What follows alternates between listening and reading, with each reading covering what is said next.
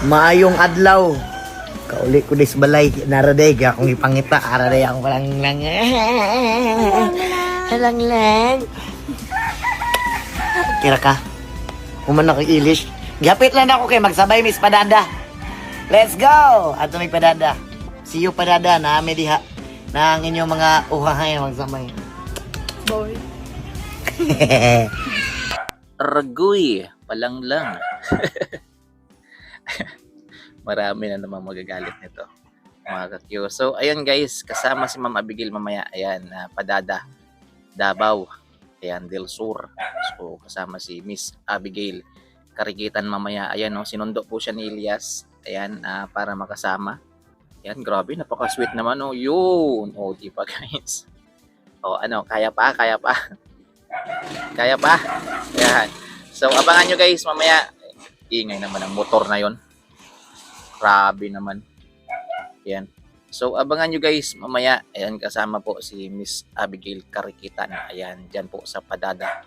Ayan, Davao del Sur. Ayan. So, sinundo siya ni Elias. Ayan, no. Sinundo siya ng kanyang palanglang. Ayan. So, sabay silang pumunta. Ayan, sabay silang pupunta doon sa Padada, Davao del Sur. Ayan. So, okay lang guys, kahit medyo masama yung panahon. Ayan.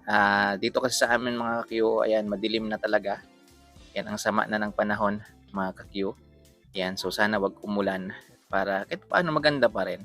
Pero okay naman siya guys kasi nga, ano naman, covered court naman. So, pinakita ko naman kanina sa inyo, yung concert venue, di ba? So, auditorium po siya guys. Sa loob po siya ng pavement. Yan. Ingay naman ng aso na to. Static talaga eh. Static. Buti na lang, sweet yung dalawa eh. Buti na lang talaga, sweet yung dalawa. Aso yan ang ano ko, ng pinsan ko na ano, siguro ano, may dumaan na ano, na pangit kaya may dumaan na pangit kaya tinahol. Mga kayo, ganyan talaga. So, yan guys. Yan, abang-abang na lang mamaya. So, pre-admission po yan ha. Kaso nga lang, nakita ko may post na sold out na yung ticket. Yan, ubos na po yung ticket. So, ibig sabihin, yan, hindi ako sure guys, baka puno na po yung venue. Kasi nga, ubos na daw yung ticket eh. Yan, yung ticket kasi na yan guys, libre naman. So, yan po ay para lang ano, para organize po yung loob, mga kakyo. So, ganyan yan. Para organize yung loob ng concert venue nila Elias. So, yun. Wala tayong magagawa guys. Kasi, yung iba kasi mga kayo maaga pa lang nagpila na talaga para makakuha ng ano ng ticket. Pero wag kayong mag-alalagay sa mga hindi makapasok. Meron naman silang nilagay na ano na monitor sa labas. So yung malaking TV inilagyan nila. Tapos sa mga hindi talaga makapunta, magla-live din mamaya yung Municipality of Padada. Yan sa account yata ng mayor doon, guys. So yun mga Q. So yun mga Q, maraming salamat sa panonood. Ayan, medyo masakit pa rin yung hindi ako makapagsalita ng maayos guys. Ayan, parang ano yung parang may sagabal talaga mga Q. So yun, in-update ko lang kayo, kasama po si Ma'am Abigail mamaya ha. Yan, nandyan po. Yan, ang dami rin kasing tagahanga ni Ma'am Abigail guys. Yan, ang dami niyang fans. Yan, ang daming nag-aabang din kayo Ma'am Abigail kasi sikat din naman kasi si Ma'am Abigail. Isipin niya, more than 2 million na yata yung kanyang followers.